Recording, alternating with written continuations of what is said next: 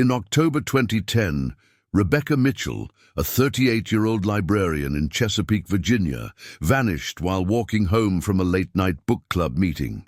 12 years later, a recreational scuba team discovered her car in the murky depths of Chesapeake Bay, along with her purse, a muddy scarf, and a startling photograph of Rebecca standing beside her church choir director, James Harmon. That photograph would overturn every theory about her disappearance and expose the dark truth someone had kept submerged for over a decade. Before we jump back in, tell us where you're tuning in from, and if this story touches you, make sure you're subscribed, because tomorrow I've saved something extra special for you. On a rain-soaked evening of October 17, 2010, the skies over Chesapeake, Virginia, hung heavy with storm clouds as Rebecca Mitchell, head librarian at Chesapeake Public Library, said goodbye to her book club friends at 9:15 p.m. The single mother of 2 teenage boys checked her watch, pulled up her collar against the drizzle, and hurried toward the parking lot where her silver Honda Civic waited. Rebecca sent a quick text to her 16-year-old son, Andrew. "Heading home now, should be there in 20 minutes. Those words would become the final trace of a woman beloved in her community, a woman whose warm smile and reading recommendations had shaped the minds of Chesapeake's children for over a decade. By 10:30 p.m., when the modest colonial house on Willow Creek Road remained empty, Andrew, panic rising in his chest, called his grandmother and then the police. The rain had intensified into a thunderstorm, painting grim possibilities in the minds of the responding officers. When police entered the Mitchell home, 2 details immediately struck them as unusual. Rebecca's cell phone lay charging on the kitchen counter, the very device she had used to text her son just over an hour earlier. And her laptop sat open on the dining room table, displaying an email sent at 9:32 p.m. with a cryptic message. "Don't worry about me. Everything will be fine." The timestamp of the email contradicted the timeline of Rebecca's disappearance. How could she send an email from home when she was supposedly still driving back from the book club? As dawn broke over Chesapeake Bay, casting pale light across the colonial rooftops and rain-slicked streets, the search for Rebecca Mitchell began in earnest. The Chesapeake Police Department mobilized its entire force, establishing a command center at the library where Rebecca was last seen. Search teams fanned out in concentric circles, combing through nearby woods, checking drainage ditches, and scanning the marshy shores along the Elizabeth River. Police helicopter blades cut through the morning mist, spotlights sweeping over dense patches of pine forest and brackish wetlands that surrounded the city. K-9 units sniffed the ground around Rebecca's usual route home, their handlers watching for any sign of recognition. The dogs led searchers to the edge of a small creek that fed into the Elizabeth River, then lost the scent where water met land. Dozens of library patrons, church members from Rebecca's congregation, and neighbors gathered at dawn, clutching flashlights and wearing rain boots. They formed search lines across muddy fields and along the river's edge, calling Rebecca's name into the fog-shrouded landscape. Their voices echoed back unanswered. By mid-afternoon, a volunteer shouted from the riverbank. A grey wool scarf, sodden and caked with mud, lay half-buried in the silt. Andrew was brought to the scene, his face drawn with exhaustion and fear. His shoulders slumped as he nodded. It looked like the scarf his mother had worn to the book club. Hope flared briefly, only to be extinguished days later, when DNA testing revealed the scarf belonged to someone else entirely. While the physical search continued, detectives interviewed book club members who had last seen Rebecca. 8 people had attended the meeting at Chesapeake Library's conference room, discussing the girl with the dragon tattoo. All confirmed Rebecca had left alone, declining offers for a ride despite the worsening weather. Margaret Wilson, the club organizer, recalled Rebecca checking her watch repeatedly throughout the evening. "She seemed distracted," Margaret told police. "Not her usual self. When I asked if everything was okay, she just smiled that librarian smile of hers and said she had a lot on her mind." Another witness emerged with potentially crucial information. Edward Blackwell, a night security guard at the office building across from the library, reported seeing Rebecca speaking with a tall man in the parking lot around 9:20 p.m. The security camera footage showed a grainy image of Rebecca standing beside her Honda, apparently engaged in conversation with a figure whose face was obscured by an umbrella. Edward's statement was consistent. She didn't look frightened. They spoke for maybe 2 minutes, then both walked toward their cars. I assumed they knew each other. Inside the Mitchell home, Andrew and his 14-year-old brother Matthew sat stunned, surrounded by photographs of their mother. Andrew clutched his phone, waiting for any call or text, his eyes red-rimmed from crying and lack of sleep. "Mom would never leave us," he repeated whenever investigators questioned him. "Never. Something happened to her." In stark contrast to the boys' certainty, their father, Derek Mitchell, who had divorced Rebecca 5 years earlier and moved to North Carolina, showed minimal concern when contacted. He responded with clipped phrases, "She's probably just taking a break," and Rebecca always had a flair for drama. His coldness prompted detectives to add his name to their growing list of persons of interest, though his alibi, teaching an evening class at a community college in Raleigh, checked out solid. Outside the Mitchell home, what was once a quiet street became the epicenter of frantic activity. Police cruisers lined the curb, their lights casting eerie blue and red patterns across neatly trimmed hedges. News vans crowded the end of the block, reporters filming solemn updates with the family home as backdrop. The Chiron scrolled continuously. Chesapeake librarian missing and search expands to Elizabeth River. The community's response was immediate and overwhelming. The library closed for 2 days as a sign of respect, with a growing memorial of flowers and handwritten notes accumulating by its doors. Children left drawings of Ms. Rebecca with her signature reading glasses and kind smile. Adults left bookmarks and small tokens, testaments to a woman who had guided their literary journeys. Volunteers continued searching as days turned into a week, flashlights cutting through darkness along riverbanks and marshes. Each search party returned with shoulders slumped, empty-handed except for the occasional item that proved unrelated. No purse, no keys, no Honda Civic with license plate RDMRE. The more they searched, the less they found, as if Chesapeake itself had swallowed Rebecca Mitchell whole. As night fell on the 7th day of the search, the drone of helicopters still echoed over the bay, searchlights illuminating patches of dark water. Andrew stood by his bedroom window, watching volunteers' flashlights flicker in the distance. Each beam represented hope, fragile, persistent, and increasingly futile, against the vastness of uncertainty. Every wave washing against the shore of Chesapeake Bay seemed to whisper the same haunting question. Where was Rebecca Mitchell? Preparing and narrating this story took us a lot of time, so if you are enjoying it, subscribe to our channel. It means a lot to us. Now back to the story. The search for Rebecca Mitchell expanded beyond Chesapeake's borders as weeks passed. Local news coverage ballooned into regional interest, then national attention. A special segment on America's Missing featured Rebecca's story, broadcasting her gentle smile and the circumstances of her disappearance to millions of homes across the country. As media attention intensified, theories proliferated across Chesapeake and beyond. The most prevalent theory centered on a tragic accident.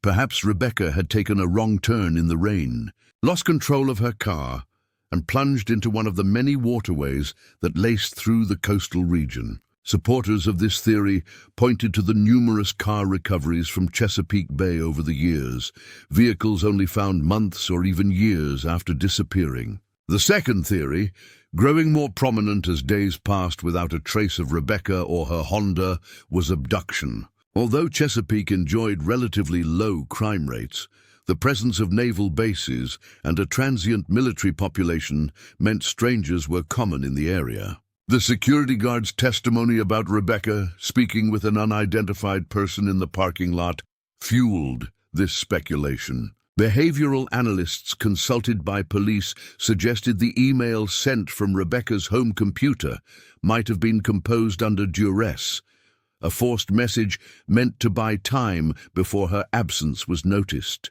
The third and most painful theory for the Mitchell family was voluntary disappearance. Morning talk shows and online forums began speculating that financial troubles or personal issues might have driven Rebecca to start fresh elsewhere. These rumors gained traction when local reporter Jennifer Hayes quoted an anonymous source claiming Rebecca had complained about mounting credit card debt and the struggle of raising two teenage boys on a librarian's salary. Andrew, now 17, appeared on local television, tears streaming down his face as he defended his mother's character. "My mom loved her job. She loved us. She was happy here. She didn't run away." His raw emotions silenced the rumors temporarily, but they continued to simmer beneath the surface of public discourse.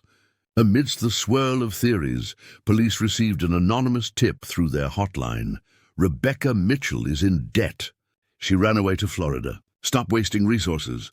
The voice, digitally altered, left investigators puzzled. Was this a legitimate tip or deliberate misdirection? Financial records showed Rebecca lived modestly, but within her means. She had no large debts, and her savings account showed regular deposits, the opposite behavior of someone planning to flee. As investigators dug deeper, a new name surfaced in connection to the case: James Harmon, the choir director at Rebecca's church, First Presbyterian of Chesapeake. Several parishioners mentioned seeing Rebecca and James in deep conversation after services, sometimes continuing their discussions in the church garden long after others had left. One church member recalled overhearing what sounded like an argument between them 2 Sundays before Rebecca disappeared. Police questioned James, who appeared cooperative if nervous. A 45-year-old music teacher at the local high school, married with 3 children, James explained that he and Rebecca had been planning the church's Christmas cantata. "We sometimes disagreed about music selections," he explained, "but there was nothing inappropriate between us." His wife Catherine confirmed he had been home with her the night Rebecca vanished, watching a movie until they went to bed around 11 p.m., despite his plausible explanation. Something about James Harmon's demeanor during questioning prompted detectives to note requires further investigation in their report. His hands trembled slightly when describing his relationship with Rebecca, and he avoided eye contact when asked if they ever met outside of church functions. News of James's questioning spread quickly through Chesapeake's tight-knit community. Some defended him vigorously as a pillar of the church and dedicated teacher. Others whispered about the choir director's interest in Rebecca, wondering if the security guard's grainy footage might have captured James rather than a stranger. The church congregation divided, with some members supporting James unconditionally, while others harbored private doubts. By December 2010, as Christmas lights twinkled across Chesapeake and the holiday season brought a festive atmosphere to streets and shops, the Mitchell home remained somber. Andrew and Matthew placed a single candle in each window, a symbol of hope that their mother might find her way back. Their grandmother, Eleanor Mitchell, moved in to care for them, her face a mask of determined strength that cracked only in private moments. On January 15, 2011, after 3 months of exhaustive investigation, Chesapeake police officially classified Rebecca Mitchell's case as cold. Detective Samuel Harris, the lead investigator, delivered the news to the family with visible regret. "This doesn't mean we've given up," he assured them. "It means we've pursued every available lead. We'll continue to follow any new information that comes to light." The Mitchell family refused to accept this bureaucratic closure. Andrew, with his grandmother's support, established a $15,000 reward fund for information leading to Rebecca's whereabouts. They distributed flyers featuring Rebecca's warm smile throughout Virginia, Maryland, and North Carolina. The flyers appeared on community bulletin boards, in shop windows, at bus stops, constant reminders of a woman who seemed to have vanished into thin air. The reward generated dozens of calls to the dedicated tip line. Some claimed to have seen a woman resembling Rebecca in Richmond. Others insisted she had been spotted at a beach resort in the Outer Banks.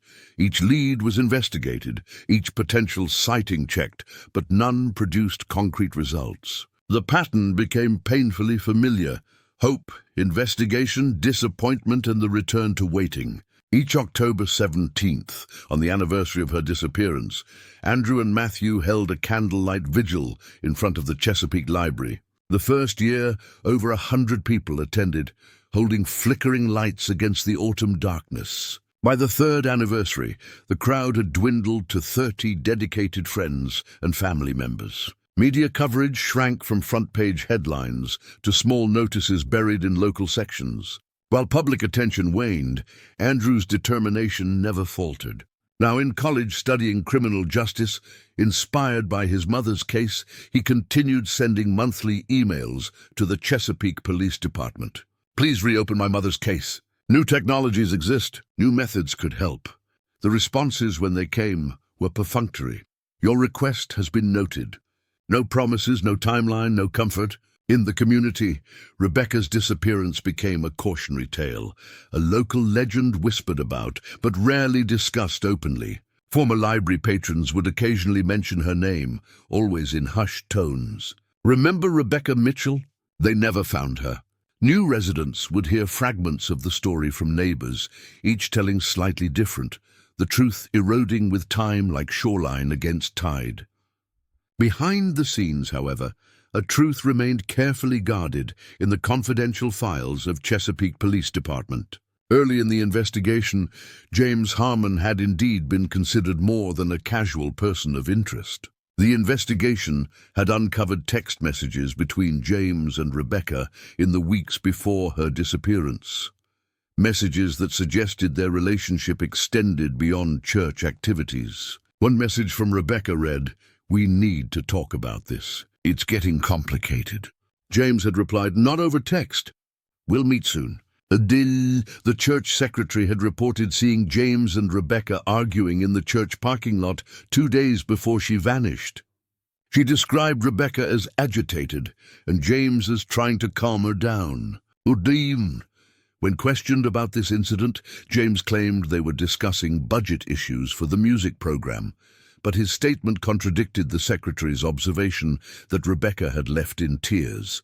These details were kept from public knowledge, not appearing in any press release or media report. James Harmon's name was quietly removed from official statements as the investigation continued without producing conclusive evidence. His alibi, being home with his wife, was deemed sufficient despite its inherent weakness. No witness besides his spouse could verify his whereabouts during the critical hours. The Mitchell family knew nothing of these suspicions. They saw James continue leading the choir each Sunday, passing Rebecca's empty seat in the soprano section with a solemn nod. They watched him direct the Christmas cantata Rebecca had helped plan, accepting condolences from parishioners with downcast eyes and appropriate gravity. Some congregants whispered behind his back, but without official information, it remained mere speculation. When the case went cold, the thick file labeled Mitchell, Rebecca,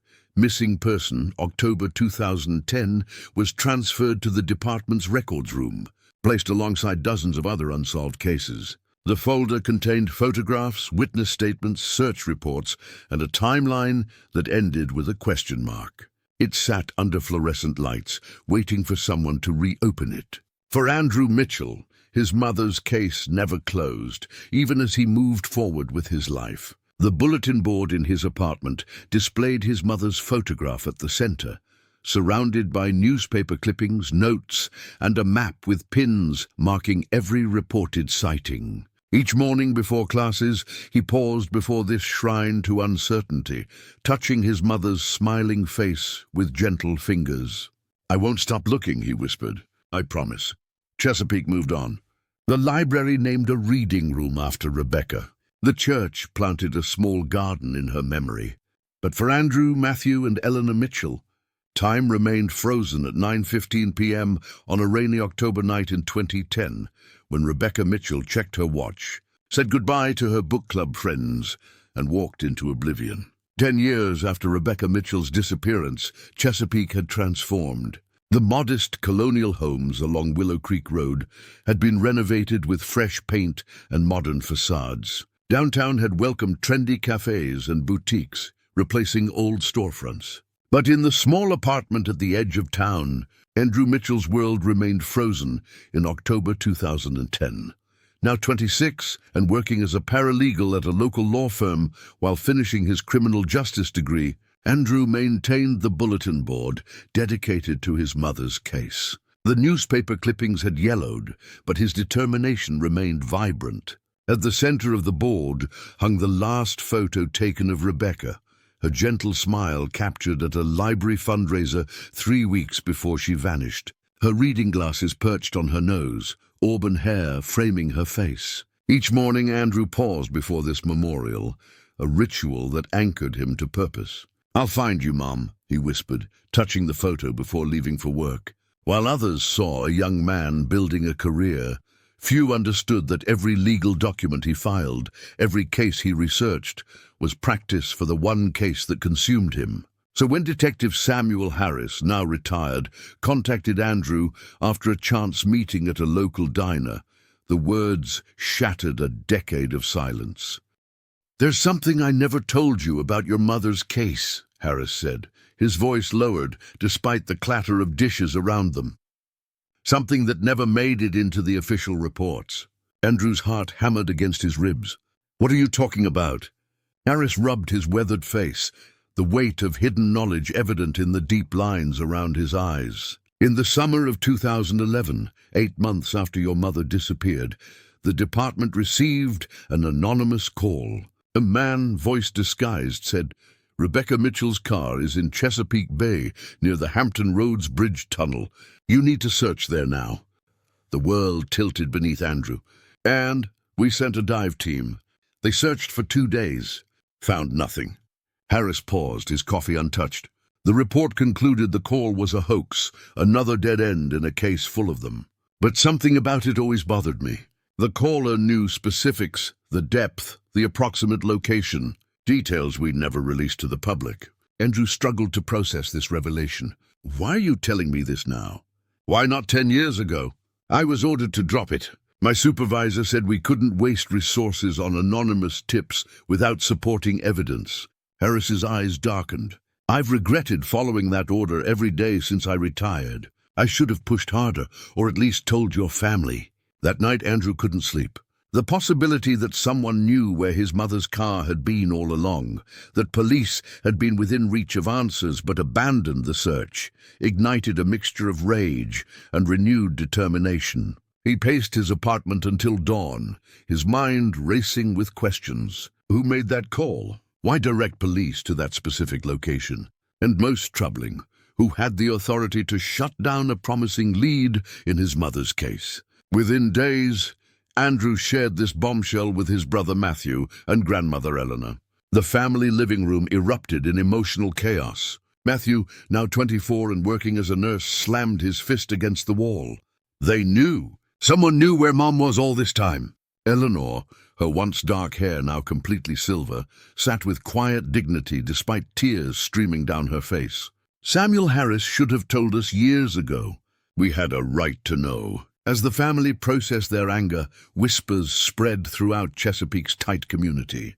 The revelation of a suppressed lead reignited public interest in Rebecca's case. Some speculated that police incompetence had botched the investigation. Others, more cynical, suggested deliberate interference. Perhaps someone with influence had wanted Rebecca's case buried. These rumors gained traction in coffee shops and church gatherings. Some pointed fingers at the police department itself, questioning if internal corruption had played a role. Others revisited old suspicions about James Harmon, the choir director whose name had briefly surfaced during the initial investigation. Now the music department head at Chesapeake High, James maintained his sterling reputation despite the occasional whispered doubt. The renewed attention brought painful scrutiny to the Mitchell family. Eleanor fielded uncomfortable questions at the grocery store. Matthew faced concerned glances from patients. Andrew, however, channeled the community's resurgent interest into action. He spent evenings researching underwater search and recovery teams that specialized in cold cases. Online, he discovered videos of independent diving groups using advanced sonar technology to locate vehicles submerged for decades. These volunteer teams had helped solve numerous missing persons cases across America, bringing closure to families abandoned by official channels. With renewed purpose, Andrew drafted careful emails to several recovery organizations. "My name is Andrew Mitchell. My mother, Rebecca Mitchell, disappeared from Chesapeake, Virginia, in October 2010. I believe her car may be in Chesapeake Bay, near the Hampton Roads Bridge Tunnel, based on information from a retired detective. Can you help us look?" Weeks passed without response. Andrew sent more messages, attaching news articles about his mother's case and photographs of Rebecca with her silver Honda Civic. While waiting, doubt gnawed at him. Had Harris misremembered? Was the anonymous call truly a hoax? Or had someone deliberately sabotaged the search? At the hospital where Matthew worked, colleagues often found him staring blankly at patient charts, his mind clearly elsewhere. One night, a senior nurse found him in the break room, tears streaming silently down his face. "It's been 10 years, Matthew whispered. "And now we find out someone might have known where she was all along." Samuel Harris's revelation fueled fresh speculation about police handling of the case. Some residents openly questioned whether influence had been exerted to suppress evidence. Particularly suspicious was the fact that James Harmon, once briefly investigated, had powerful connections through his church position and family ties to local government. His father-in-law had served on the city council when Rebecca disappeared. These whispers grew louder when a former church secretary revealed that James and Rebecca had argued heatedly just days before she vanished. "I never told police because I was afraid of losing my job," she admitted to a local reporter. "But I always wondered if it was important." One spring evening in 2020, as cherry blossoms drifted across Chesapeake streets, Andrew received an email that made his heart leap. Megan Turner, founder of Deep Search Recovery, responded to his plea. "We've reviewed your mother's case. Our team will be in Virginia next month. We can't promise miracles, but we'll bring our equipment and expertise. Prepare yourself for any outcome." Andrew read the message 10 times, his hands trembling. A decade of hope deferred suddenly crystallized into imminent possibility. That night, he called Matthew and Eleanor, his voice breaking as he shared the news. For the first time in years, they dared to believe they might finally learn what happened to Rebecca Mitchell.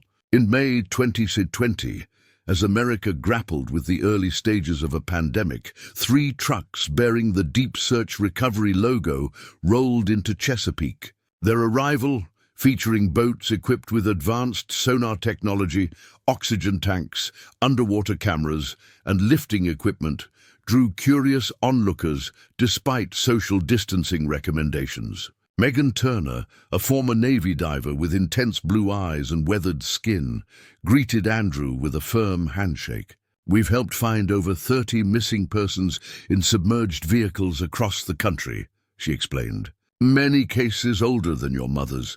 If her car is in these waters, we have a good chance of locating it." A small press conference gathered by the bay. Local reporters, masks covering their faces, maintained distance while filming. Megan addressed the cameras. "We're here to bring answers to the Mitchell family. Our team will conduct a methodical search of the area near the Hampton Roads Bridge Tunnel, using sonar imaging and dive operations. We can't guarantee what we'll find, but we're committed to this search." As Megan's statement broadcast live on local news and social media, something unexpected happened. The Deep Search Recovery social media accounts received a flurry of supportive comments, but one message stood out ominously: "Leave Chesapeake Bay alone. Some secrets should stay buried." The brief comment sent a chill through the assembled team. Megan read it aloud, her brow furrowing. Her lead diver, Jason Reynolds, laughed it off. "Probably just an internet troll," he said, but the unease lingered. When shown the message, Chesapeake police seemed unconcerned. "Probably someone seeking attention," said the current chief, who had been a junior officer when Rebecca disappeared. But Andrew felt a familiar shiver. the same one he'd experienced when hearing about the anonymous caller who knew where his mother's car was located. Someone didn't want the truth found. The community buzzed with theories. Some believed the message came from Rebecca's killer, nervous that evidence hidden for a decade might finally surface. Others thought it might be someone within the police department who feared exposure of past negligence. Regardless, the deep search team proceeded with their plans. They divided Chesapeake Bay near the bridge tunnel into a grid, systematically scanning each section with sophisticated sonar equipment. Andrew was invited aboard their primary boat, watching intently as the sonar screen displayed shadowy images of the bay floor. Each unusual shape was marked with a floating buoy for further investigation. The first day yielded nothing significant, mostly debris, a shopping cart, and the remnants of an old rowboat. But on the second morning, as sunlight sparkled on the bay's surface, the sonar revealed a distinct shape, approximately 70 feet below. The outline was unmistakable, a sedan-sized vehicle partially buried in silt. "That's a car," Megan said, pointing to the screen. "Roughly the right size and shape for a Honda Civic." Andrew's breath caught in his throat. As the team continued scanning, they identified not just one vehicle, but 7 others scattered across the bay floor like forgotten monuments. Some were barely recognizable. Their structures collapsed and corroded. Others maintained their shapes, ghostly silhouettes against the muddy bottom. "This isn't unusual," Jason explained, seeing Andrew's shocked expression. "Waterways near major bridges often become unintentional vehicle graveyards. Some are accidents, others insurance fraud, and sometimes—" He paused, glancing at Andrew. "They're crime scenes." The team marked each location with numbered buoys, creating a floating map of the underwater discoveries. The atmosphere on the boat was electric, with anticipation and dread. Each submerged vehicle could hold answers, not just for Rebecca Mitchell, but potentially for other missing persons cases. When scanning the bay's eastern section, the sonar revealed a clearer image than the others. Megan enhanced the display, adjusting settings to sharpen the details. "This one's more recent than the others," she said. "Less deterioration. The frame is still largely intact." The image showed a sedan with its roof partially collapsed, but its overall shape recognizable. Andrew leaned closer to the screen, his heart racing. The dimensions matched his mother's Honda Civic. After a decade of searching, could the answer be lying just 70 feet below? But the sonar revealed something else, another vehicle positioned nearby, larger and more angular in shape. Zooming in, Megan identified it as a pickup truck tilted against the bay floor, its cab crushed, but the bed relatively intact. "2 vehicles close together," Jason noted, his voice tense. "That's not random placement." Andrew gripped the edge of the console. "What does that mean?" "It means," Megan said carefully, "these vehicles were likely deposited at the same time. This wasn't an accident. This was deliberate." The team decided to conduct a preliminary dive to confirm their findings before contacting authorities. Jason and another diver, Maria Sanchez, prepared their equipment while Andrew watched, his emotions swirling between hope for answers and dread of what those answers might reveal. The divers descended along a guideline, disappearing beneath the surface in a trail of bubbles. Andrew stood on the boat deck, eyes fixed on the spot where they had vanished, while Megan monitored the live camera feed. Minutes stretched like hours as they waited for visual confirmation. The underwater camera feed flickered to life on the boat's monitor. Through the murky water, the sedan gradually came into view, covered in silt and marine growth. Its silver paint had dulled to a ghostly grey, but the shape was unmistakable. Jason wiped away sediment from the license plate area, and the camera captured what Andrew had both hoped and feared to see. RDMRE. Rebecca's personalized plate referencing her love of reading. "That's it," Andrew whispered, his voice breaking. "That's my mom's car." Megan squeezed his shoulder silently as they watched the divers examine the vehicle. The driver's side window was shattered, allowing them to peer inside. The interior was degraded from a decade underwater, but some items remained identifiable. On the driver's seat, they found what appeared to be a purse, its leather deteriorated but still holding its shape. The divers then moved to the nearby pickup truck. Its license plate was missing, with only empty screw holes remaining.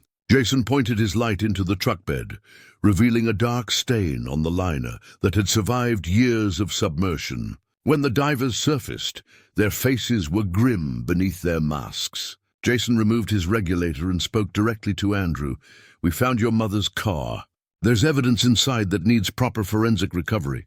And that truck beside it, someone deliberately removed the identifying plates. This wasn't an accident." Andrew stood silent, tears mixing with the salt spray on his face. After 10 years of questions, the truth was emerging from the depths. His mother hadn't simply vanished. She had been hidden, deliberately submerged in the darkest reaches of Chesapeake Bay.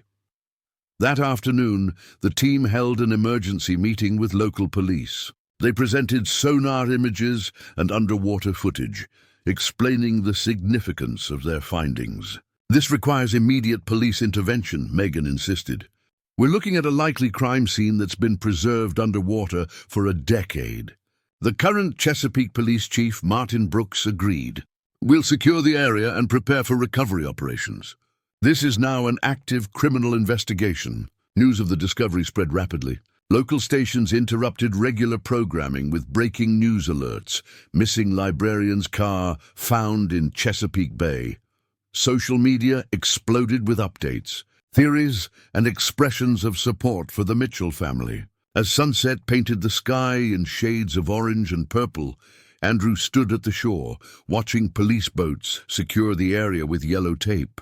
Floodlights illuminated the water's surface, creating an eerie glow over the spot where his mother's car had rested for 10 years. The bay that had held secrets for so long was finally being forced to reveal its truth. The next morning, a larger operation commenced. Police brought in a specialized recovery team with heavy equipment, including a crane mounted on a barge. Deep Search Recovery stayed to assist, their expertise invaluable in the delicate extraction process. A small crowd gathered on shore despite police barriers. Eleanor and Matthew stood beside Andrew, the three of them holding hands in silent solidarity. News cameras rolled as divers attached cables to the submerged Honda, preparing it for lifting. The recovery process moved with agonizing slowness. Cables were secured to structural points on the vehicle, then attached to lifting balloons that would help raise it gradually to prevent further damage. The crane would complete the final extraction. As the first lifting balloons inflated, the water's surface churned. Mud and silt rose in clouds, momentarily obscuring the operation. Then, like a ghost materializing from another world, the roof of the Honda broke the surface. A collective gasp rose from the shore. The car's silver paint was now a mottled grey-green, covered in algae and corrosion. But its shape was unmistakably Rebecca's Honda Civic. Water cascaded from the windows and wheel wells as it emerged further. Andrew's legs nearly gave out beneath him. Matthew gripped his brother's arm, tears streaming down his face. Eleanor stood frozen, one hand pressed against her mouth. The car that had carried their beloved Rebecca on her final journey was returning from the depths, bringing with it the possibility of answers they had sought for a decade. When the Honda was fully raised, water still pouring from its interior, it was carefully lowered onto the deck of the barge. Police technicians immediately surrounded it, photographing every detail before beginning the delicate process of opening it. The scene was treated with all the care of a fresh crime scene, though the evidence had been submerged for 10 years. Wearing protective gear, forensic specialists carefully opened the driver's side door. A rush of murky water spilled onto the deck. Inside, they found a leather purse, its contents protected in waterproof compartments. From it, they recovered Rebecca's driver's license, library ID card, and a wallet containing credit cards and family photos. Andrew watched from a distance, police keeping family members away from the active investigation. Each item recovered from the car was like a piece of his mother returning, tangible proof that she had existed, that she hadn't simply vanished from memory. As technicians continued their methodical examination, Jason pointed out something to the lead forensic investigator. Several long strands of hair tangled in the seatbelt mechanism. The investigator carefully collected these with tweezers, placing them in an evidence bag. These could provide DNA evidence, he explained to his team. The seatbelt mechanism partially protected them from degradation. In the back seat, another discovery caught their attention. A small blue fabric fragment was wedged between the seats, its color still vivid, despite years underwater. The fragment was carefully extracted and bagged. "This doesn't match the car's interior," the technician noted. "The seats are gray. This came from something or someone else."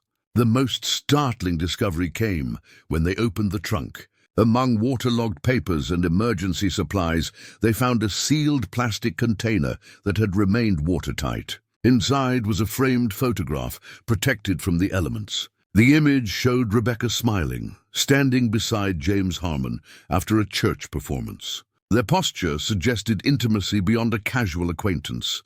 James's arm around Rebecca's waist, her head tilted toward his shoulder. When shown the photograph, Andrew recoiled in shock. "That's James Harmon, our church choir director. Mom never mentioned being close to him." The air on the barge grew heavy with implication. The photograph placed Rebecca and James in a relationship far more personal than either had acknowledged. Its presence in her car trunk raised disturbing questions. Was this evidence of a secret relationship? Why was it hidden in the trunk rather than displayed? And most troublingly, why had James Harmon never mentioned this closeness during the investigation? As the recovery team completed their examination of the Honda, attention turned to the pickup truck discovered nearby. Using the same careful process, they raised the vehicle to the surface. Its red paint had faded to a rust color, the cab crushed from impact with the bay floor. The license plate was indeed missing, with clean cuts where it had been deliberately removed.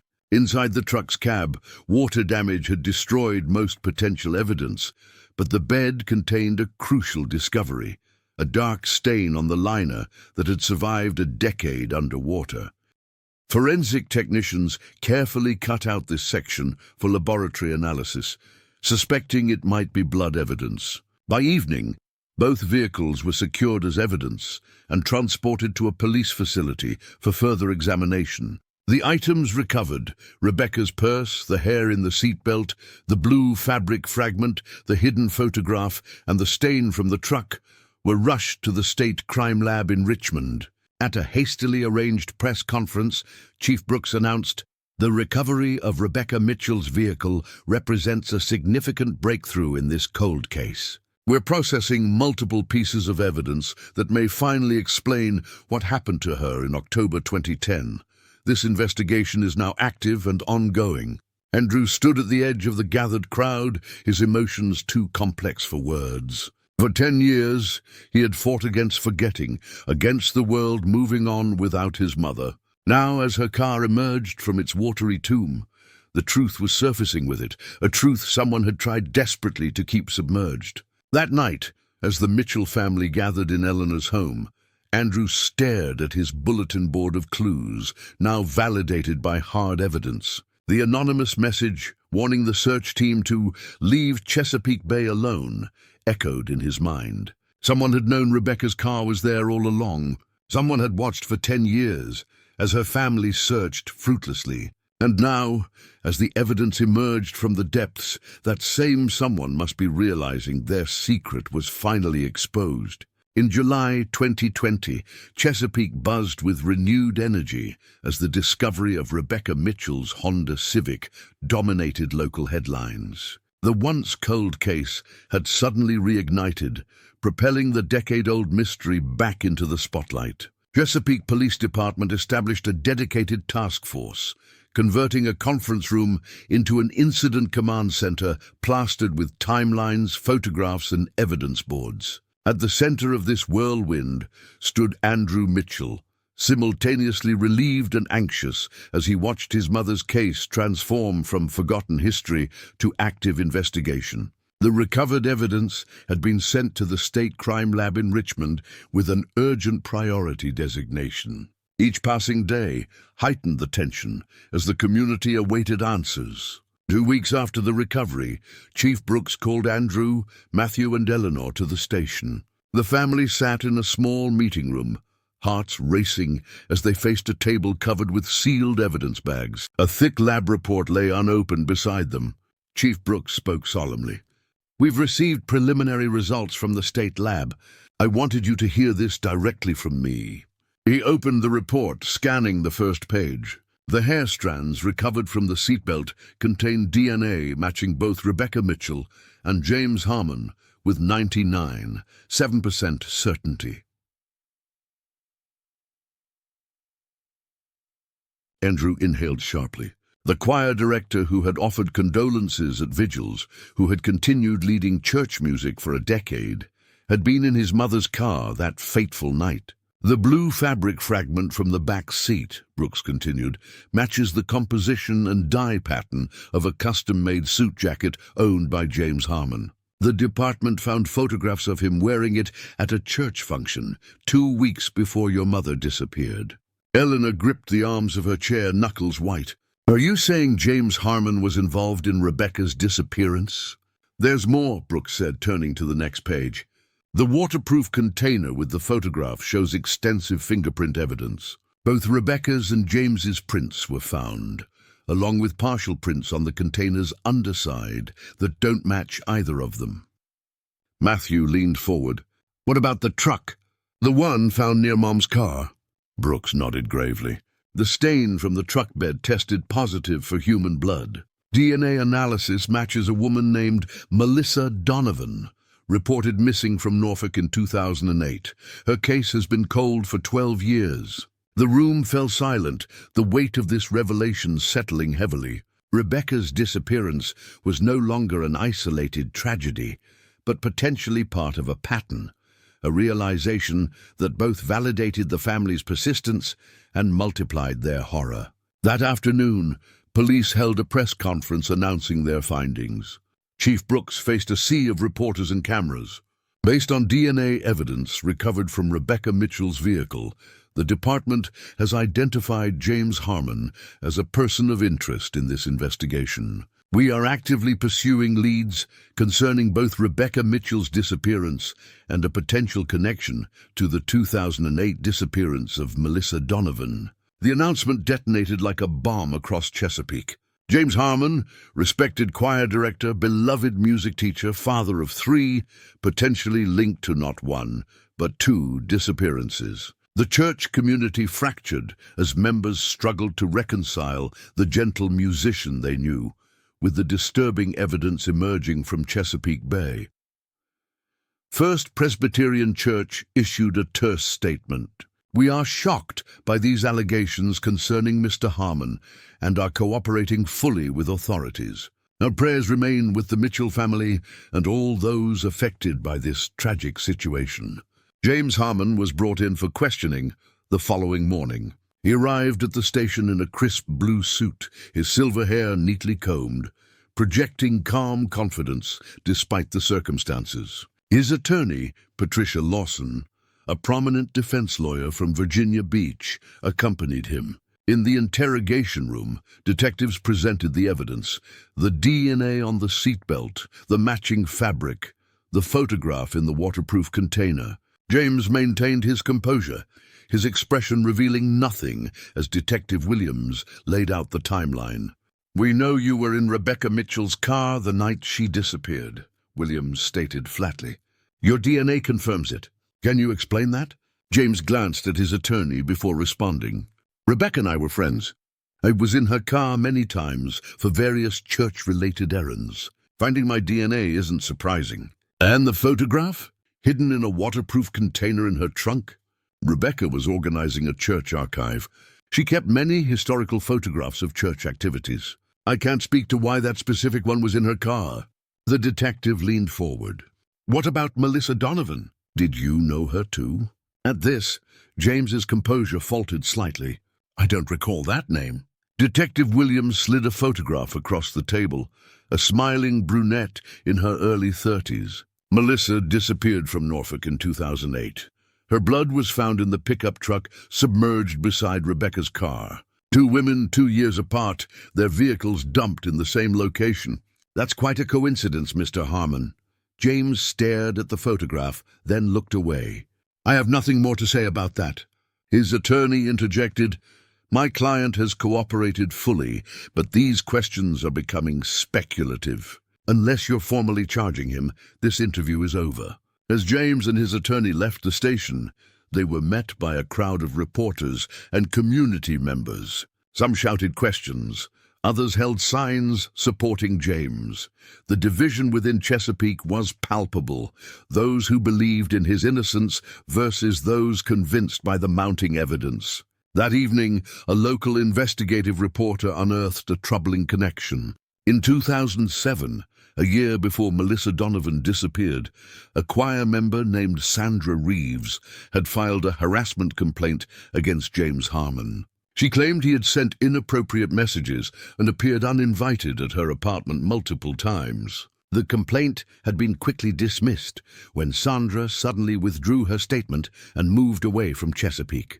When this information leaked to the media, public sentiment shifted dramatically. Headlines blared, Harmon previously, accused of harassment before disappearances, and pattern of behavior emerges in choir director's past. The revelation sparked protests outside First Presbyterian Church. Some demanded accountability, questioning why the church had kept James in his position despite the 2007 complaint. Others defended him, arguing that a withdrawn complaint shouldn't define a man's character. Under intense pressure, the Chesapeake Police Department announced they were reopening multiple cold cases from 2005-2015, searching for potential connections to James Harmon. Detective Williams addressed reporters. We're reviewing every unsolved disappearance in the region during this time frame, particularly those involving women who had connections to local music programs or churches. Andrew watched these developments with a mixture of vindication and grief. For a decade, he had insisted someone knew what happened to his mother. Now, as evidence mounted against James Harmon, he faced the painful reality that the truth had been hiding in plain sight, in their own church sanctuary, behind the choir director's podium. In early August, police executed a search warrant at James Harmon's residence. His wife, Catherine, who had stood by him through the initial questioning, was now staying with relatives. Officers meticulously examined every room, the garage, and the garden shed. In the attic, behind a false wall disguised as storage shelving, they discovered a locked cedar chest. Breaking it open revealed dozens of photographs of women, all candid shots, taken without the subject's knowledge. The images spanned years, some yellowed with age, others more recent. Among them were numerous photos of Rebecca Mitchell, entering the library, shopping at local stores, reading in her garden. Most disturbing was a separate album containing surveillance-style photographs of 7 different women, including Rebecca and Melissa Donovan. 5 of the women matched cold cases from Virginia and North Carolina. The remaining 2 had never been reported missing, raising fears of additional victims not yet identified. When this discovery was announced, Chesapeake reeled from the implications. James Harmon wasn't just connected to Rebecca and Melissa. He might be responsible for a decade-long string of disappearances across multiple jurisdictions. The quiet choir director with the gentle smile had potentially harbored dark secrets while leading Sunday hymns. On August 15, 2020, police arrested James Harmon at his attorney's office, charging him with the first-degree murder of Rebecca Mitchell. Cameras captured him being led to a police cruiser, his face impassive, saying nothing as reporters shouted questions. The image, James in handcuffs, silver hair catching the sunlight, appeared on every local channel and newspaper front page. For Andrew Mitchell, watching the arrest brought a complex wave of emotions. The moment he had worked toward for 10 years had arrived, yet it offered no joy, only a hollow confirmation that his worst fears were justified. His mother was indeed the victim of violence, not accident or voluntary disappearance. The man they had trusted, who had offered prayers for Rebecca's safe return, had likely been responsible all along. As James awaited arraignment, investigators continued piecing together the full scope of his activities. The FBI joined the investigation, bringing resources to connect cases across state lines. The photograph collection became central to their work, with agents meticulously identifying each woman and cross-referencing with missing persons databases throughout the mid-Atlantic region. 3 of the women in James's hidden album were connected to existing cold cases in Virginia Beach, Norfolk, and Raleigh. Each had disappeared between 2005 and 2014. Each had some connection to music. One was a piano teacher, another sang in a community choir, a third worked at a music store. The pattern was unmistakable. Community response fractured along predictable lines. Those who had known James for decades struggled to reconcile the emerging evidence with the man who had taught their children music. Others, particularly those connected to victims, expressed anger that warning signs had been ignored for years. Sandra Reeves, who had filed the harassment complaint in 2007, was located in Tennessee. Now willing to speak, she described James's escalating behavior, from excessive attention during choir practice to appearing outside her workplace. "I withdrew my complaint because he threatened me," she revealed in a televised interview. "He said if I continued, I would regret it. I was terrified, so I moved away." Her testimony added another layer to the emerging profile of James Harmon, not an impulsive killer, but a calculated predator who had carefully managed his public image while stalking victims over extended periods. As October approached, marking 10 years since Rebecca's disappearance, preparations began for James Harmon's trial. The prosecution, led by Commonwealth's attorney Victoria Reynolds, built their case methodically. The evidence was compelling. DNA placing James in Rebecca's car, the hidden photo collection, the pattern of similar disappearances, and the testimony of Sandra Reeves establishing a history of stalking behavior. The defense strategy focused on creating reasonable doubt. Patricia Lawson argued that while James might have had inappropriate interests in the women, no direct evidence proved he had murdered anyone. DNA in Rebecca's car proves only that he was in the vehicle at some point, not that he was responsible for her death, she told reporters. And the blood in the truck hasn't been connected to my client in any way. This argument gained traction among those already inclined to believe in James's innocence. Some church members organized prayer vigils, not for Rebecca as they had years ago, but for James, praying for what they called truth and justice in the face of a rush to judgment. Andrew found these displays painful. "They prayed with us for years, pretending to care about Mom," he told Matthew during a rare moment of vulnerability. "Now they're praying for the man who likely killed her." On October 17, 2020, exactly 10 years after Rebecca's disappearance, the Mitchell family held a memorial service. With Rebecca's car recovered but her remains still missing, they had decided it was finally time to acknowledge her death formally. The service took place not at First Presbyterian, where James had directed the choir, but at a small chapel by the bay. Hundreds attended, filling the chapel and spilling onto the grounds outside. Former library patrons, students Rebecca had helped, neighbors and friends gathered to honor her memory. Andrew stood before them, his voice steady despite his emotions. "For 10 years we lived in limbo, not knowing whether to grieve or hope. Today we choose to celebrate the life my mother lived, rather than dwelling on how it ended."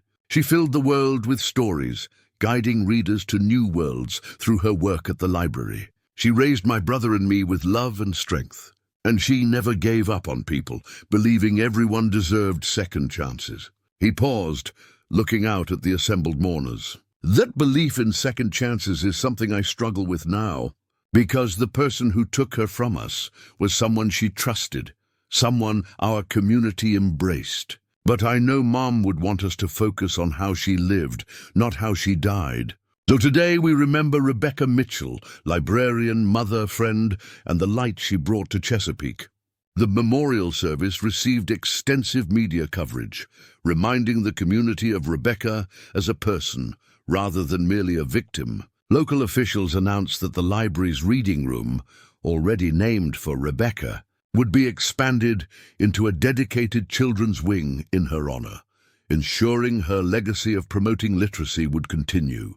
As November arrived, bringing crisp autumn winds to Chesapeake, James Harmon's trial began. The courthouse downtown was surrounded by media trucks, protesters, and curious onlookers. Security was heightened, with officers checking IDs at every entrance. Inside the crowded courtroom, Andrew, Matthew, and Eleanor sat in the front row, directly behind the prosecution table. Across the aisle, Catherine Harmon sat alone, her children notably absent. James entered wearing a navy suit, his expression neutral as he took his seat beside his attorney. Commonwealth's Attorney Reynolds opened with a powerful statement. This case is about a man who maintained two identities for decades. To his congregation, James Harmon was a spiritual leader who created beautiful music. But beneath that carefully crafted persona lived a predator who stalked women, documented their movements, and ultimately removed those who threatened to expose him. The prosecution's case unfolded methodically over 2 weeks. Forensic experts testified about the DNA evidence from the Honda Civic. The lead investigator walked the jury through the hidden photo collection, displaying the progression from surveillance to disappearance for each victim. FBI analysts presented the pattern of similar cases across Virginia and North Carolina. Most damaging was the testimony from Sandra Reeves, who described James's harassment and threats in detail. He would quote Bible verses about women's submission, while telling me we had a special connection ordained by God, she explained, her voice trembling. When I rejected him, he switched to threatening messages about sinners facing judgment. The defense focused on creating alternative explanations. They suggested Rebecca might have left voluntarily, pointing to the email sent from her home computer. They questioned the reliability of DNA evidence after a decade underwater. They implied that the photo collection, while disturbing, proved only an unhealthy obsession, not murder. My client had inappropriate interests, perhaps even crossed boundaries, Lawson acknowledged to the jury. But inappropriate behavior doesn't make someone a killer. The state has presented no body, no murder weapon, no eyewitness. They're asking you to make a devastating leap from creepy to murderer without the evidence to support it. On the trial's 9th day, Andrew took the stand as a witness for the prosecution. Now 26, dressed in a simple gray suit, he faced the courtroom with quiet dignity. Reynolds guided him through his testimony about his mother's disappearance, the decade-long search, and the eventual discovery of her car. "Did your mother ever mention any special relationship with the defendant?" Reynolds asked. "No," Andrew replied firmly. "She mentioned him only as the choir director. She never indicated any personal connection." During cross-examination, Lawson attempted to suggest that Rebecca might have been planning to leave Chesapeake. "Your mother was a single parent working a modest-paying job. Isn't it possible she felt overwhelmed and needed a fresh start?" Andrew's gaze was unwavering. "My mother loved her life. She loved her job, her community, and especially her sons. She was planning my college visits the weekend after she disappeared. She wouldn't have abandoned that future. Someone took it from her." As he stepped down from the witness stand, Andrew looked directly at James Harmon for the first time. The choir director met his gaze briefly, then looked away. The trial's turning point came unexpectedly through Catherine Harmon's testimony. Called by the defense to corroborate James's alibi for the night Rebecca disappeared, she was expected to maintain that he had been home with her. Instead, she hesitated when asked directly about his whereabouts. "Mrs. Harmon," Reynolds asked during cross-examination, "are you certain your husband was home that entire night?" Catherine stared at her hands for a long moment. "No," she finally whispered. "James left around 8:30, saying he needed to help with music preparation at the church. He didn't return until after midnight. When I asked why he was wet, he said it had been raining." The courtroom erupted in murmurs. James's face flushed with anger as he watched his wife's testimony dismantle his alibi. The judge called for order, banging his gavel repeatedly. "Why didn't you tell police this in 2010? Reynolds pressed. "Because I believed him," Catherine answered, tears streaming down her face. "I believed everything he told me for 30 years. But after they found those pictures..." She looked at James for the first time. "I can't lie for you anymore." Her testimony devastated the defense's case. James's alibi, the foundation of his claims of innocence, had collapsed. The timeline now placed him exactly where the evidence suggested, away from home, during the crucial hours when Rebecca disappeared. In closing arguments, Reynolds synthesized the evidence for the jury. James Harmon stalked Rebecca Mitchell, likely confronted her that rainy night in October, and ensured she would never return to her sons. He then staged an email to suggest she left voluntarily, disposed of her car in Chesapeake Bay, and returned to his life as if nothing had happened. For 10 years, he led choir practice, attended Rebecca's memorial vigils, and continued teaching children, all while harboring the secret of what he had done. Lawson's closing argument emphasized reasonable doubt, but her words seemed hollow after Catherine's devastating testimony. The jury deliberated for just 7 hours before returning their verdict. As they filed back into the courtroom, Andrew held his grandmother's hand tightly. The foreman stood, paper in hand. "In the case of the Commonwealth versus James Harmon, on the charge of first-degree murder in the death of Rebecca Mitchell, we find the defendant guilty." The courtroom erupted. Andrew closed his eyes. A decade of uncertainty finally resolved in a single word: guilty. James Harmon sat motionless, his face devoid of expression as the judge called for order. At the sentencing hearing 2 weeks later, Judge Williams addressed James directly. "You betrayed not just Rebecca Mitchell, but an entire community that trusted you. You led prayers for a woman you had harmed, comforted children you had orphaned, and presented yourself as a man of faith while hiding the darkest of secrets." James was sentenced to life imprisonment without possibility of parole. As he was led from the courtroom, he finally broke his silence, turning toward Andrew. "She wasn't the only one," he called out cryptically before guards rushed him away.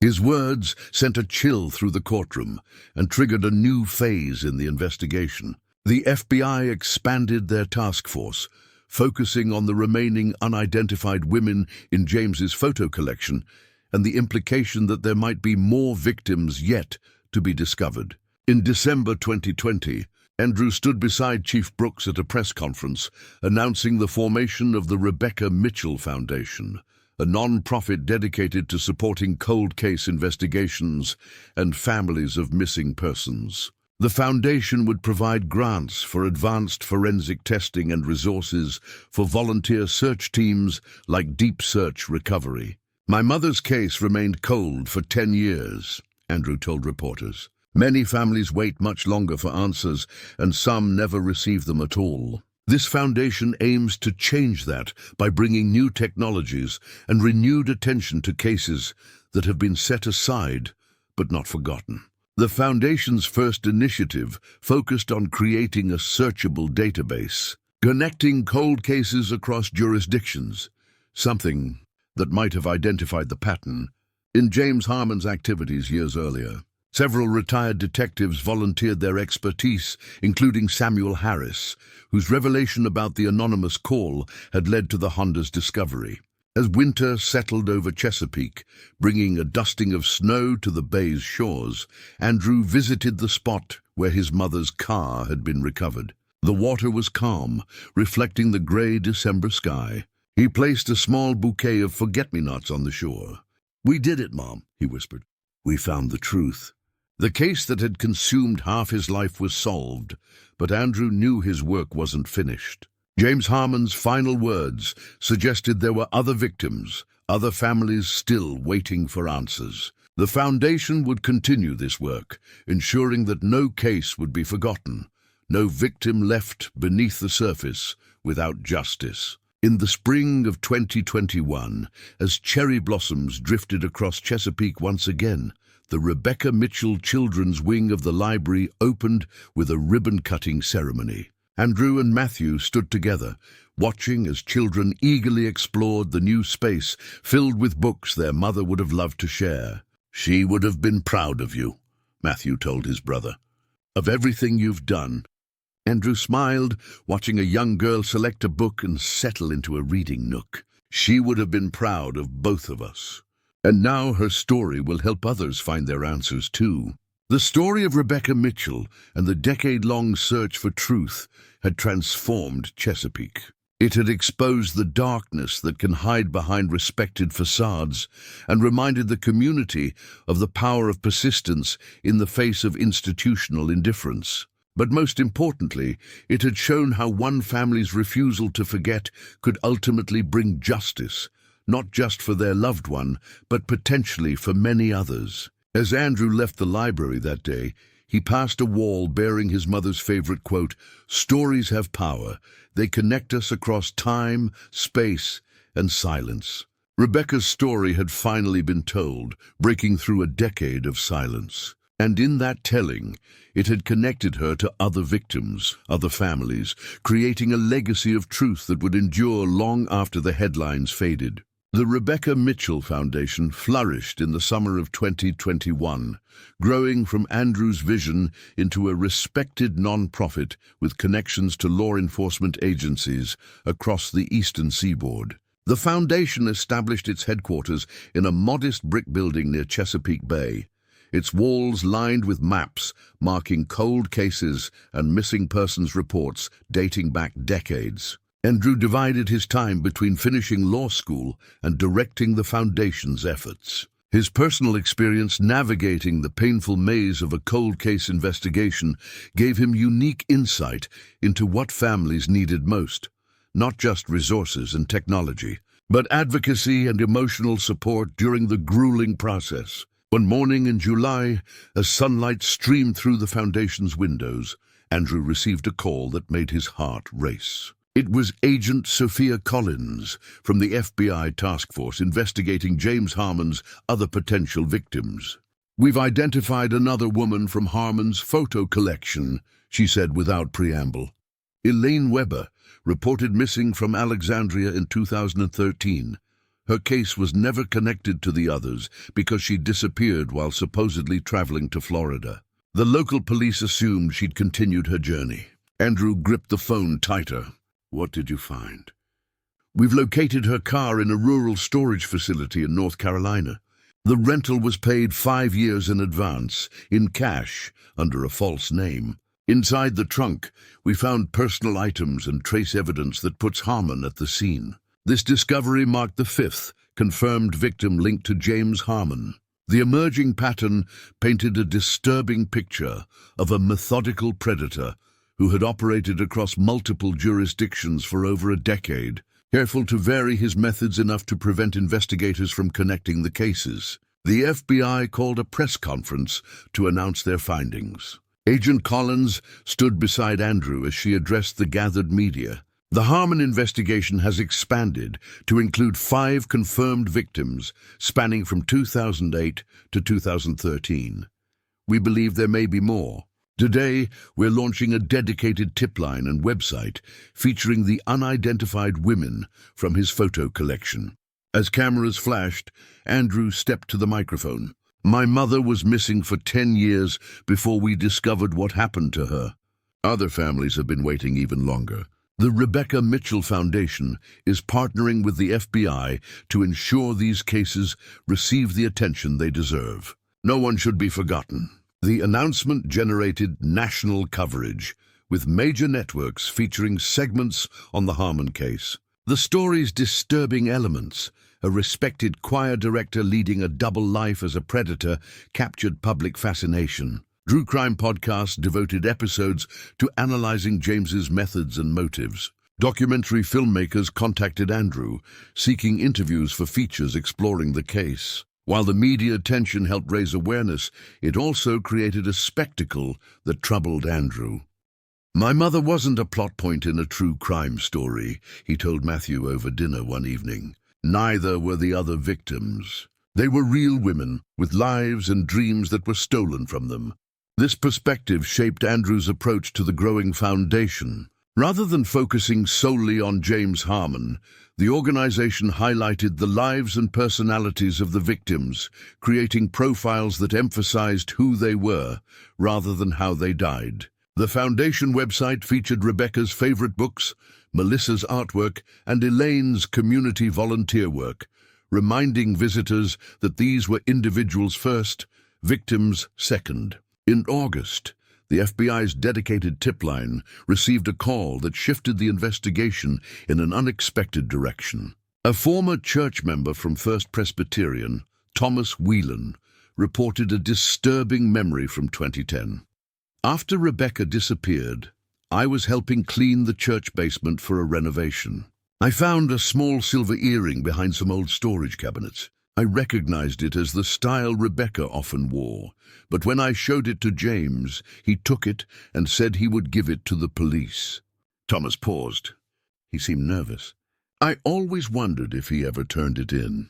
Agent Collins confirmed that no earring had been logged as evidence in the original investigation. This revelation suggested Rebecca might have been brought to the church the night she disappeared, potentially the last place she was alive. With this new lead, the FBI obtained a warrant to search the church basement. Though 11 years had passed and renovations had altered the space, forensic technicians used specialized equipment to test for trace evidence. In a corner behind the choir rehearsal area, luminol revealed faint traces of blood spatter on the concrete floor beneath newer carpet and paint layers. DNA testing confirmed it was Rebecca's blood. This grim discovery filled in a crucial piece of the timeline. James had likely confronted Rebecca at the library parking lot, convinced or forced her to drive to the church, and attacked her in the basement where choir rehearsals were held, a space he controlled and knew would be empty that evening. The church leadership, horrified by this revelation, held a special service acknowledging their unwitting role in harboring a predator. The pastor, voice breaking with emotion, addressed the congregation. For years, evil existed within these walls, wearing the face of someone we trusted. We failed Rebecca Mitchell and potentially other victims by not seeing what was hidden before us. As a gesture of atonement, the church established a memorial garden dedicated to Rebecca and the other victims, transforming the space behind the building into a place of reflection and remembrance. The discovery in the church basement prompted authorities to revisit other locations connected to James Harmon. His former classroom at Chesapeake High School was examined, as was a lake house he had occasionally rented. While these searches yielded no physical evidence, interviews with former students revealed troubling patterns of behavior. Particular attention paid to certain female students, offers of private music lessons, occasional comments that crossed professional boundaries. In September, the most disturbing development came when investigators followed up on James's cryptic courtroom statement, "She wasn't the only one." Using ground-penetrating radar, they examined the wooded area behind the Harmon family home, focusing on a section where satellite imagery showed disturbed Earth around 2011. There, they discovered human remains. Forensic anthropologists carefully excavated the site, recovering the skeletal remains of an adult female. DNA testing identified her as Karen Porter. Reported missing from Richmond in 2006, Karen had been a music student at Virginia Commonwealth University and had once applied for a teaching position at Chesapeake High, where she would have worked alongside James. The discovery of Karen's remains transformed the case once again. James Harmon was no longer just suspected of causing deaths. Here was concrete proof of murder, a victim buried on his own property.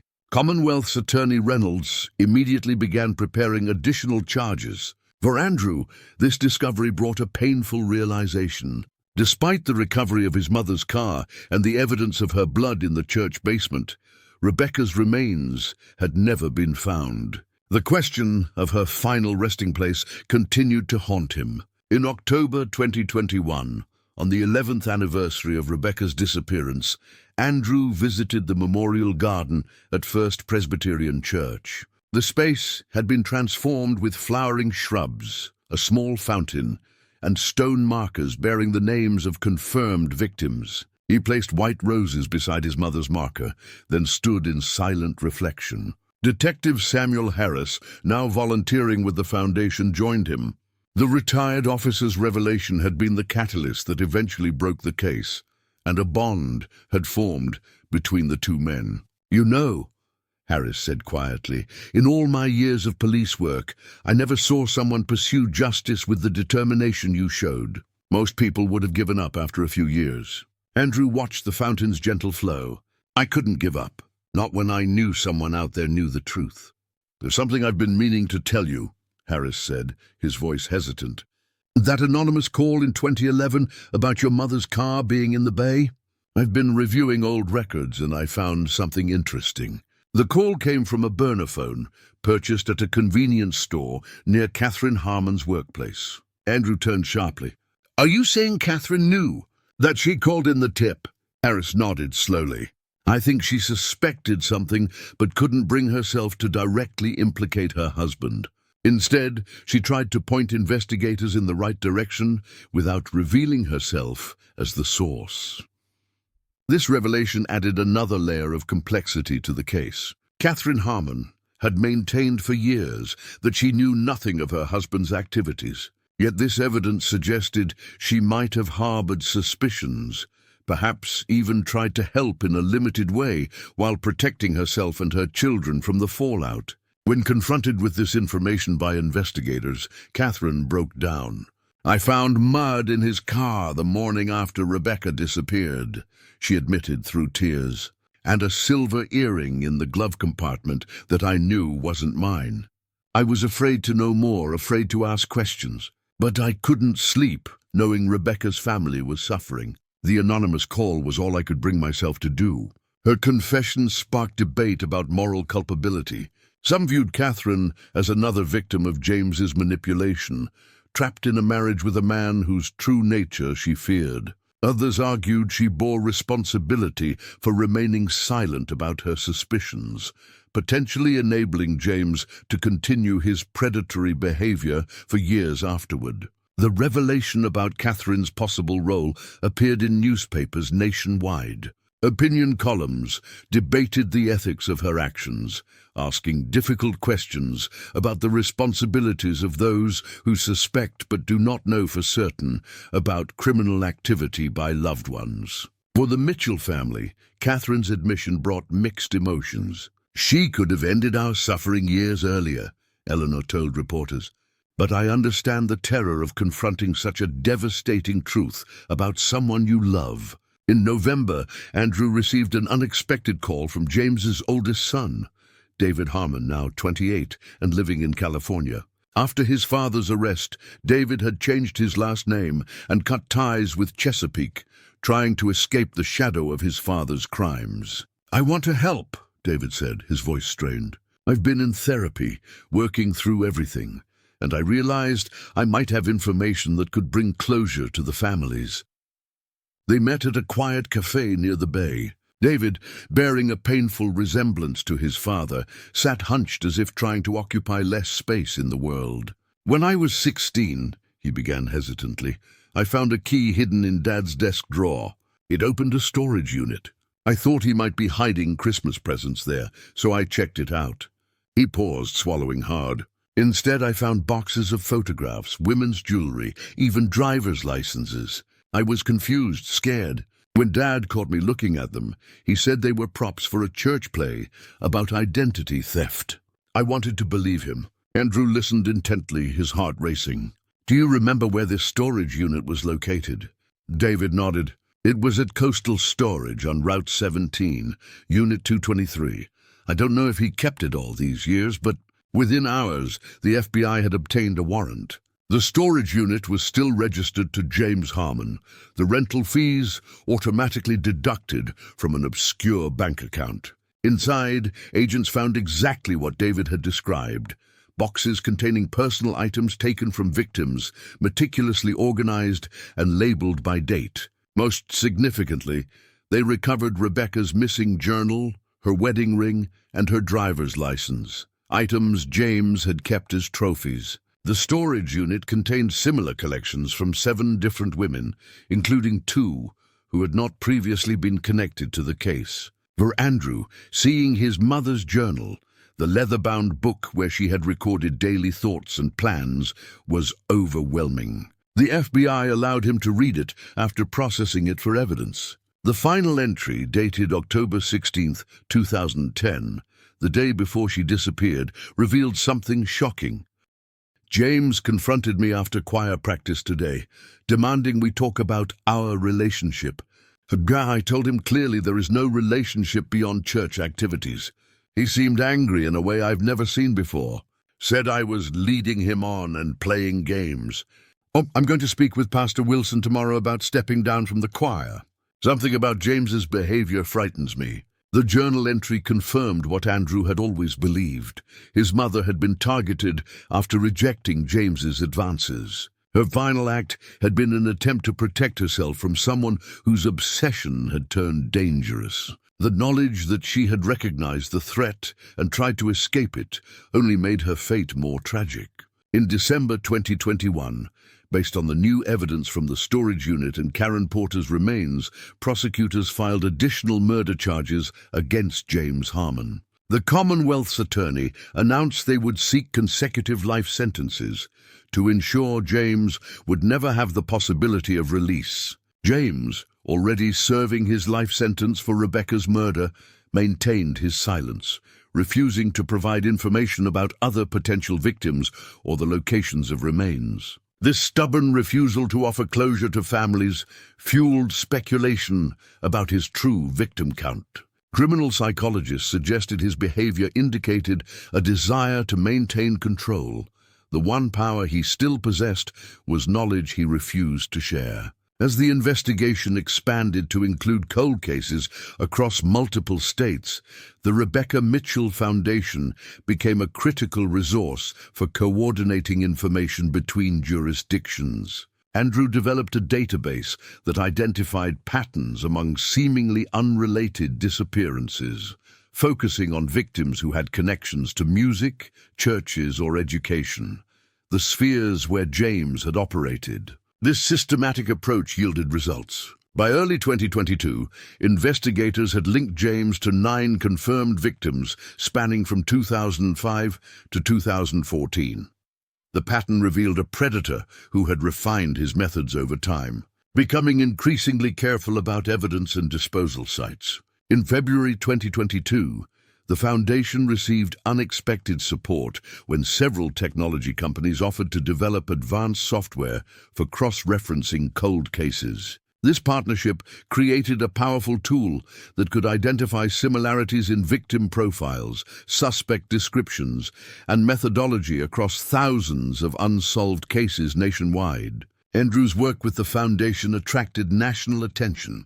He was invited to speak at conferences on cold case investigation and victims advocacy. His personal story, the decade-long search for his mother, followed by his dedication to helping other families, resonated deeply with audiences. During one such conference in Washington, D.C., Andrew shared the stage with families of other victims linked to James Harmon. Together, they spoke about their experiences navigating a system that often failed those who disappeared, especially when initial evidence was limited. "The hardest part wasn't just losing my mother," Andrew told the audience. "It was fighting to keep her case alive when the world wanted to forget. Every missing person is someone's mother, daughter, sister, friend. They deserve our continued effort, not just for a few weeks or months, but for as long as it takes to find answers." His words inspired the creation of similar foundations across the country, each dedicated to specific regions or types of cases. The model Andrew had developed, combining technological resources with emotional support for families, became a template for cold case advocacy nationwide. In April 2022, the Foundation faced its most challenging case yet when Megan Turner from Deep Search Recovery contacted Andrew about a family in North Carolina whose daughter had disappeared in 2015. The circumstances bore similarities to James Harmon's methods, but he had been teaching at a music conference in California when the young woman vanished. Could James have had an accomplice? Megan asked during a video call. Someone who learned from him or worked with him? The possibility was disturbing but couldn't be dismissed. Andrew coordinated with FBI agents, still investigating the Harmon case, reviewing every connection James had maintained over the years. They focused particularly on fellow church members, music colleagues, and students who might have fallen under his influence. This line of inquiry led to Ryan Phillips, a former student of James's, who had later worked as an assistant choir director at First Presbyterian. Now teaching music at a high school in North Carolina, Ryan had maintained contact with James until his arrest. When agents examined Ryan's background, concerning patterns emerged. He had moved frequently, changing jobs every few years. Several schools reported he had left under unclear circumstances, though no formal complaints had been filed. Most tellingly, his relocations aligned with unsolved disappearances in each area. In May, FBI agents questioned Ryan at his home in Raleigh. Though initially cooperative, he became defensive when asked about his relationship with James Harmon. "He was a mentor, nothing more," Ryan insisted. "I haven't spoken to him since his arrest." Phone records contradicted this claim, showing Ryan had visited James in prison twice in 2021. When confronted with this evidence, Ryan requested a lawyer and refused further questions. A search warrant for Ryan's residence revealed a hidden room behind his garage, containing photography equipment and a wall of images featuring young women from his current school. While disturbing, the photos themselves weren't illegal. They were taken at public events and performances. What transformed the discovery from concerning to criminal was a locked cabinet containing driver's licenses and personal items belonging to 3 women. Reported missing between 2015 and 2021, including the North Carolina case that had initiated the investigation. Ryan Phillips was arrested immediately. The news sent shockwaves through communities still processing James Harmon's crimes. Headlines blared, "Former student of convicted killer arrested in connection with new disappearances." And did Harmon create a protégé? For Andrew, the discovery of Ryan's connection to his former teacher raised haunting questions about the nature of evil and its transmission. Had James deliberately groomed Ryan to share his predatory behavior, or had he simply recognized and encouraged tendencies already present? As investigators built their case against Ryan, they uncovered email correspondence between him and James dating back to 2009. The messages, written in coded language, suggested James had indeed been teaching Ryan his methods of targeting, stalking, and disposing of evidence. Most disturbingly, one email from 2010 referenced Rebecca Mitchell. "The librarian situation has been resolved. I'll show you how it's done when you're ready." This confirmation that James had discussed Rebecca's murder with Ryan added a new dimension of horror to an already devastating case. In June 2022, faced with overwhelming evidence, Ryan agreed to cooperate in exchange for avoiding the death penalty. His confession implicated James as his mentor and revealed the locations of 3 victims' remains. Ryan had indeed learned from James, but had operated independently after moving to North Carolina. James Harmon, confronted with Ryan's cooperation, finally broke his silence. In a jailhouse interview with investigators, he admitted to 11 murders between 2005 and 2014, providing locations for remains that had never been recovered, including Rebecca Mitchell's.